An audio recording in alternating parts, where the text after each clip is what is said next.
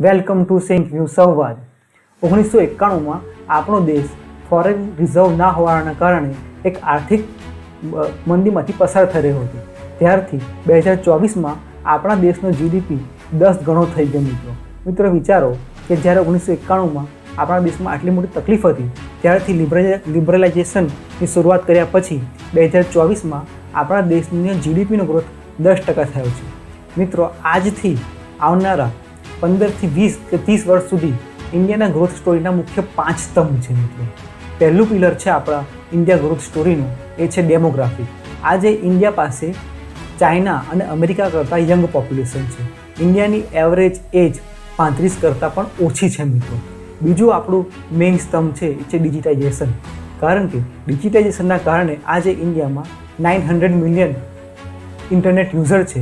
સાથે સાથે દર મહિને 12 બિલિયનથી વધારે યુપીઆઈ પેમેન્ટ ઇન્ડિયામાં થાય છે. મિત્રો ત્રીજું પિલર છે આપણું એ મેન્યુફેક્ચરિંગ છે.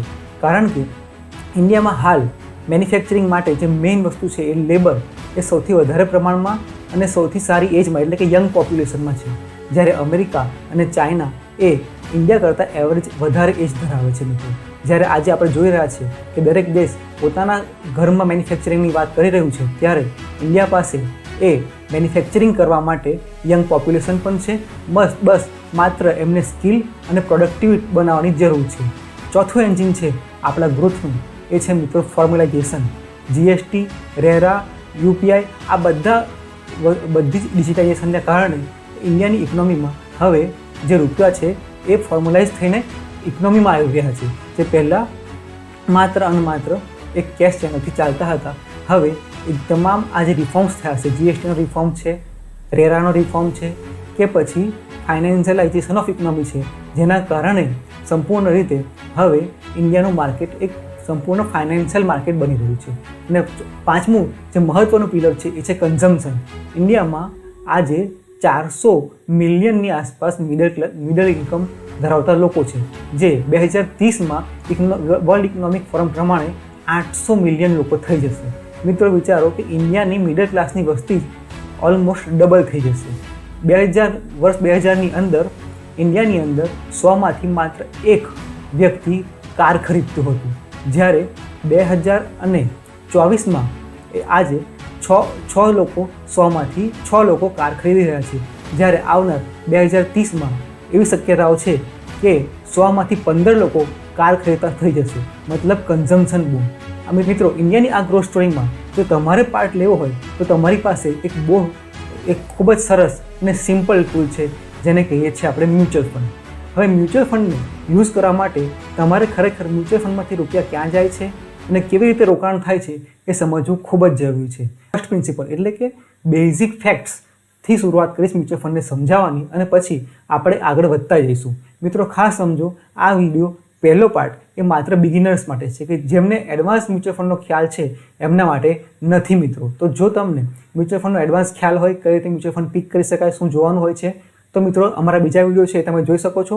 આ વિડીયો તમારા માટે નથી, પરંતુ જે લોકો ખાલી મ્યુચ્યુઅલ ફંડ સ્કીમનું નામ જોઈને અને રિટર્ન જોઈને ઇન્વેસ્ટમેન્ટ કરે છે, એમના માટે આ મ્યુચ્યુઅલ ફંડનો વિડીયો ફર્સ્ટ પાર્ટ અમારો જોવો ખૂબ જ જરૂરી અને ઉપયોગી બની રહેશે. સાથે સાથે એમાં બીજા 2 પાર્ટ્સ પણ બનાવવાના છે મ્યુચ્યુઅલ ફંડ બિગિનર સિરીઝમાં. બીજા પાર્ટની અંદર આપણે મ્યુચ્યુઅલ ફંડની ટર્મિનોલોજી શીખીશું, અને ત્રીજા પાર્ટની અંદર આપણે સંપૂર્ણ સિરીઝ એટલે કે પાર્ટ 1માં જે શીખ્યા છે એ કે મુખ્ય મ્યુચ્યુઅલ ફંડમાં શું હોય છે અને તમારો રૂપિયો ક્યાં જાય છે. બીજા પાર્ટની અંદર આપણે સમજીશું કે મ્યુચ્યુઅલ ફંડની ટર્મિનોલોજી શું છે, જે આપણે પહેલા પાર્ટમાં શીખ્યા છે એના આધારે મોસ્ટ ઇમ્પોર્ટન્ટ ટર્મિનોલોજી જે આપણે યુઝ કરવાની થશે અને જે આપણે જાણવી જરૂરી છે. એ ત્રીજા પાર્ટની અંદર આપણે સમજીશું કે એ બધાનો ઉપયોગ કરી અને કેમ તમે તમારા મ્યુચ્યુઅલ ફંડના પોર્ટફોલિયોને રિવ્યૂ કરી શકો, તમારે જ્યારે કોઈ મ્યુચ્યુઅલ ફંડ લેવા હોય ત્યારે એને સ્ક્રીન કરી શકો, અને તમારા મ્યુચ્યુઅલ ફંડ તમે જાતે સિલેક્ટ પણ કરી શકો. તો એ ત્રીજા પાર્ટની અંદર શીખીશું. એટલે ટોટલ 3 પાર્ટમાં સિરીઝ અમે બનાવી છે. Let's gate started. તો આ પ્રેઝન્ટેશન તમે જોઈ શકશો. હવે પહેલી સ્લાઇડ તરફ જઈએ તો મિત્રો અહીંયા ફ્લો ઓફ મની એટલે કે તમારા રૂપિયા ક્યાં જઈ રહ્યા છે પ્રયત્ન કરીએ. ફ્લો ઓફ મની એટલે કે તમે 1 લાખ રૂપિયાનું મ્યુચ્યુઅલ ફંડમાં ઇન્વેસ્ટમેન્ટ કર્યું. હવે 1 લાખનું જ્યારે તમે ઇન્વેસ્ટમેન્ટ કરો છો ત્યારે એ મ્યુચ્યુઅલ ફંડની કંપની એટલે કે એએમસી, એસેટ મેનેજમેન્ટ કંપની જેને કહેવામાં આવે છે, એની પાસે જાય છે. એસેટ મેનેજમેન્ટ કંપની એ રૂપિયા તમારી પાસેથી જ્યારે મેળવે છે ત્યારે એની સામે તમને યુનિટ્સ આપે છે, જેને આપણે એનએવીના હિસાબથી ગણતરી કરીએ છીએ. મુખ્ય આપણે સમજીએ તો આપણે 1 લાખ રૂપિયા જ્યારે મ્યુચ્યુઅલ ફંડની અંદર ઇન્વેસ્ટ કરીએ છીએ ત્યારે એ 1 લાખ રૂપિયા પહેલાં મ્યુચ્યુઅલ ફંડ કંપની પાસે જશે, એટલે કે એએમસી, જેને એસેટ મેનેજમેન્ટ કંપની પણ કહેવામાં આવે છે. એ એએમસી 1 લાખ રૂપિયા જે આપણે ઇન્વેસ્ટ કર્યા છે એની સામે આપણને અમુક સંખ્યાની અંદર યુનિટ્સ આપશે. હવે આપણે આ કેસમાં ઉદાહરણથી સમજીએ તો જો આપણી એનએવી 20 હોય તો 1 લાખ ભાગ્યા 20 મતલબ 5000 યુનિટ આપશે. મિત્રો, એનએવી અહીંયા તમારે કન્ફ્યુઝ થવાની જરૂર નથી, હું આગળ સમજાવી દઈશ. પરંતુ એનએવીનું એટલું મહત્વ નથી. જે તમારે સમજવાનું છે એ મુખ્ય છે કે 1 લાખ રૂપિયા તમને જ્યારે ઇન્વેસ્ટ કર્યા તો એની સામે તમારા પોર્ટફોલિયોમાં તમારા જે તમે ફોલિયો બનાવ્યો હશે ઓનલાઈન, યા તો પછી કોઈ ડીમેટ એકાઉન્ટ હશે, તો એની અંદર તમને 5000 યુનિટ મળી ગયા. મિત્રો, હવે આગળ જઈએ તો જ્યારે તમારે 1 લાખ રૂપિયા મળ્યા એમ જ તમારે 1 લાખ રૂપિયા જેમ ઇન્વેસ્ટ કર્યા એમ તમારી જેમ જ માની લો કે 10,000 ઇન્વેસ્ટર્સે પણ મ્યુચ્યુઅલ ફંડની અંદર 1 લાખ રૂપિયા ઇન્વેસ્ટ કર્યા છે, તો ટોટલ કુલ 100 કરોડ રૂપિયા ફંડ મેનેજર પાસે આવશે. ફંડ મેનેજર કોણ છે? તો એએમસી એક ફંડ મેનેજર રાખશે તમારા પૈસાને મેનેજ કરવા માટે. એટલે કે ફંડ મેનેજર જે છે એ તમારા પૈસાને મેનેજ કરશે. હવે સમજીએ કે કઈ રીતે મેનેજ કરશે.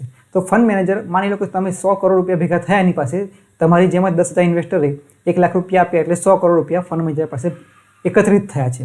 હવે ફંડ મેનેજર એ એમાઉન્ટથી સ્ટોક, બોન્ડ કે ગોલ્ડની ખરીદી કરી અને કમ્બાઈન કરીને એક પોર્ટફોલિયો બનાવશે. મિત્રો, હવે આપણે ફરીથી જે જૂની સ્લાઇડ છે એના પર આવી જઈએ, કારણ કે આ જ સૌથી મહત્ત્વની સ્લાઇડ છે.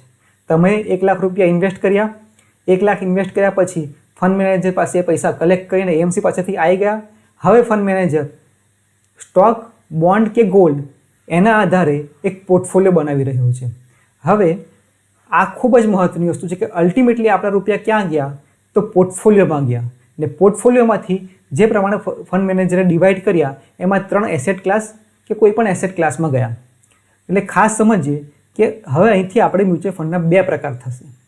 એક હશે equity mutual fund. Equity mutual ફંડની અંદર આપણા જે રૂપિયા હશે એ હંમેશા વધારે પ્રમાણમાં સ્ટોક્સમાં ઇન્વેસ્ટ થશે. એટલે કે સ્ટોક માર્કેટની અંદર જે કંપનીઝના સ્ટોક હોય છે એમાં ઇન્વેસ્ટ થશે. ડેપ્ટ મ્યુચ્યુઅલ ફંડની અંદર આપણા રૂપિયા બોન્ડ અને જે કંપની કોમર્શિયલ પેપર બહાર પાડતી હોય છે, ડિબેન્ચર્સ બહાર પાડતી હોય છે, એમાં ઇન્વેસ્ટમેન્ટ થશે. ફરીથી સમજીએ, ખાસ મિત્રો જે બિગિનર્સ છે એમના માટે સૌથી મહત્ત્વનો પાર્ટ છે કે જ્યારે પણ તમે 1 લાખ રૂપિયા ઇન્વેસ્ટ કરશો, 1 લાખ રૂપિયાની સામે તમને અમુક સંખ્યામાં મ્યુચ્યુઅલ ફંડના યુનિટ્સ મળશે. તમારા જે 1 લાખ રૂપિયા છે એ મ્યુચ્યુઅલ ફંડ કંપની પાસે ગયા છે. મ્યુચ્યુઅલ ફંડ કંપની 1 લાખ રૂપિયા ફંડ મેનેજરને આપશે. ફંડ મેનેજર ત્યાંથી અલગ અલગ એસેટ્સનો, જેમ આપણે વાત થઈ, સ્ટોક હોય, બોન્ડ હોય કે ગોલ્ડ હોય, એવી કોઈ પણ મેટલ હોય, એ પ્રકારનો ભેગા કરી, કમ્બાઈન કરી અને તમારો પોર્ટફોલિયો બનાવશે. હવે અહીંયાથી 2 પ્રકારના મુખ્ય મ્યુચ્યુઅલ ફંડ આપણે સમજીએ છીએ કે જો ઇક્વિટી મ્યુચ્યુઅલ ફંડ હશે તો તમારો ફંડ મેનેજર મેક્સિમમ ઇન્વેસ્ટમેન્ટ તમારું સ્ટોક માર્કેટની અંદર સ્ટોક્સમાં કરશે. બરાબર? એટલે ઇક્વિટી મ્યુચ્યુઅલ ફંડ આપણે સમજી ગયા. એક્ટિવ ઇક્વિટી મ્યુચ્યુઅલ ફંડમાં તમારા રૂપિયા સ્ટોક માર્કેટની અંદર સ્ટોકમાં જશે. એટલે સમજો તો ફંડ મેનેજર તમારા રૂપિયા એમાં સ્ટોક સ્ટોકમાં નાખશે. જ્યારે ડેપ્ટની અંદર તમારા રૂપિયા, હંમેશા યાદ રાખો કે ડેપ્ટ મ્યુચ્યુઅલ ફંડની અંદર તમારા રૂપિયા એ કોઈ બોન્ડ, કોમર્શિયલ પેપર કે ડિબેન્ચર્સ જે કંપની બહાર પાડતી હોય છે એમાં જશે. હવે સૌથી મહત્ત્વની વસ્તુ શું છે કે ફંડ મેનેજર એ તમારા માટે સ્ટોક સિલેક્શનનું કામ કરી અને એક પોર્ટફોલિયો બનાવે છે. ઇક્વિટી મ્યુચ્યુઅલ ફંડમાં આપણા રૂપિયા પોર્ટફોલિયો ઓફ સ્ટોક્સમાં જાય છે. મતલબ એક સ્ટોક્સનું પોર્ટફોલિયો બને છે, જેની વધઘટના આધારે આપણી એનએવી નક્કી થાય છે અને એ એનએવીના આધારે ખરેખર આપણને કેટલું રિટર્ન મળશે. આપણી એનએવી વધશે તો આપણને રિટર્ન મળશે, જો આપણી એનએવી ઘટશે તો આપણને રિટર્ન મળશે નહીં. એટલે શું સમજીશું કે અલ્ટિમેટલી આપણા રૂપિયા જો સ્ટોક માર્કેટની અંદર ઇન્વેસ્ટ કોઈ મ્યુચ્યુઅલ ફંડ મેનેજર કરતો હશે ત્યારે ઇક્વિટી ફંડની અંદર જ્યારે આપણા સ્ટોક્સની વેલ્યુ વધશે તો આપણા પોર્ટફોલિયોની વેલ્યુ વધશે. જો આપણા પોર્ટફોલિયોની વેલ્યુ વધશે તો જ આપણી એનએવીની વેલ્યુ વધશે. અને જો આપણી એનએવીની વેલ્યુ વધશે તો જ આપણને મ્યુચ્યુઅલ ફંડની અંદર રિટર્ન મળશે. ફરીથી સમજી લઈએ, ઇક્વિટી મ્યુચ્યુઅલ ફંડની અંદર ફંડ મેનેજર આપણા રૂપિયા હંમેશા સ્ટોક માર્કેટની અંદર વધારે નાખશે. હવે એ સ્ટોક માર્કેટની અંદરથી સ્ટોક્સ ખરીદી અને 15, 20, 25 પ્રકારના સ્ટોક ખરીદી, અલગ અલગ કંપનીના સ્ટોક્સ ખરીદી એક પોર્ટફોલિયો બનાવશે. જ્યારે પણ આપણો પોર્ટફોલિયો જે ખરો એમાં ગ્રોથ થશે ત્યારે આપણા એનએવીનો ભાવ વધશે. મતલબ જો આપણા સ્ટોક માર્કેટના જે સ્ટોક્સ ખરીદેલા છે એમની વેલ્યુ જેમ વધતી જશે એમ આપણા પોર્ટફોલિયોની વેલ્યુ વધશે. આપણા પોર્ટફોલિયોની વેલ્યુ વધશે તો જ આપણી એનએવી વધશે, અને આપણી એનએવી વધશે તો જ આપણે જે મ્યુચ્યુઅલ ફંડના યુનિટ આપણે પહેલાં ખરીદેલા છે એની વેલ્યુ વધશે. એટલે બહુ સિમ્પલ છે. બેઝિક પ્રિન્સિપલથી સમજીએ તો અલ્ટિમેટલી આપણું ઇન્વેસ્ટમેન્ટ ક્યાં જાય છે?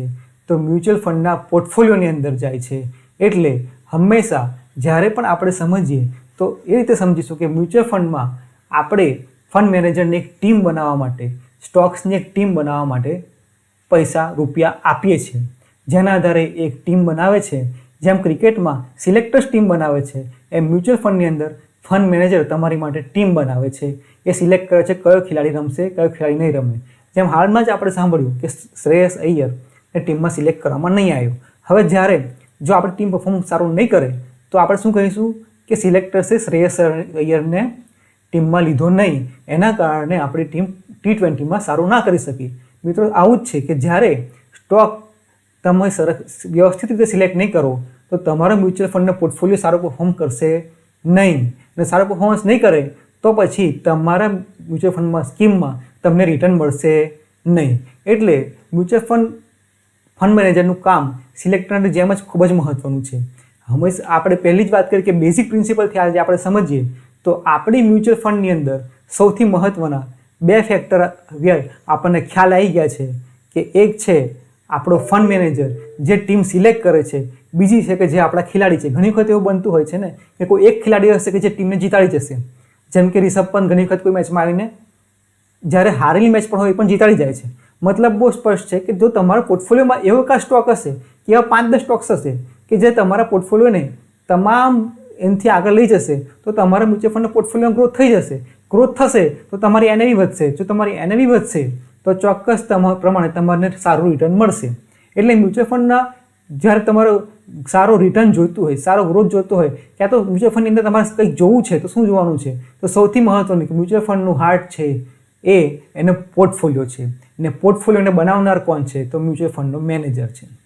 એટલે 2 વસ્તુ બેઝિક પ્રિન્સિપલથી, ફર્સ્ટ પ્રિન્સિપલ થિંકિંગથી વિચારતા સૌથી મહત્ત્વની 2 વસ્તુ આપણા મ્યુચ્યુઅલ ફંડ સ્કીમની અંદર થઈ ગઈ. તો પહેલું મ્યુચ્યુઅલ ફંડ મેનેજર અને બીજી વસ્તુ થઈ ગઈ એ આપણો પોર્ટફોલિયો ઓફ સ્ટોક્સ કે પોર્ટફોલિયો ઓફ બોન્ડ કે ડિબેન્ચર્સ કે ગોલ્ડ, જે પ્રકારની મ્યુચ્યુઅલ ફંડ સ્કીમ હશે એ પ્રકારનું એમાં જોવાનું રહે છે.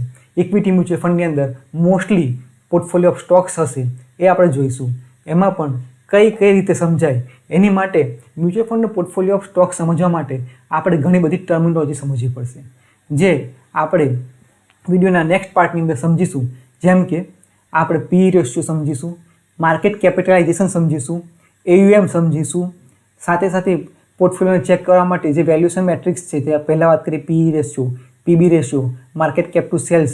સાથે સાથે મ્યુચ્યુઅલ ફંડની અંદર પોર્ટફોલિયોમાં કેટલા સ્ટોક્સ છે, કયા સેક્ટર્સના છે એ કઈ રીતે જોઈ શકાય, એ બધું જ આપણે નેક્સ્ટ વિડીયોની અંદર હું તમને બેઝિક પ્રિન્સિપલથી પહેલાં સ્ટોક્સને કઈ રીતે જોવા જોઈએ, બીજું કે પોર્ટફોલિયોને કઈ રીતે જોવો જોઈએ એ સમજાવી દઈશ. જેના આધારે તમે જાતે વિચારી શકશો કે તમારા મ્યુચ્યુઅલ ફંડ મેનેજર કઈ રીતે ઇન્વેસ્ટમેન્ટ કરી રહ્યો છે.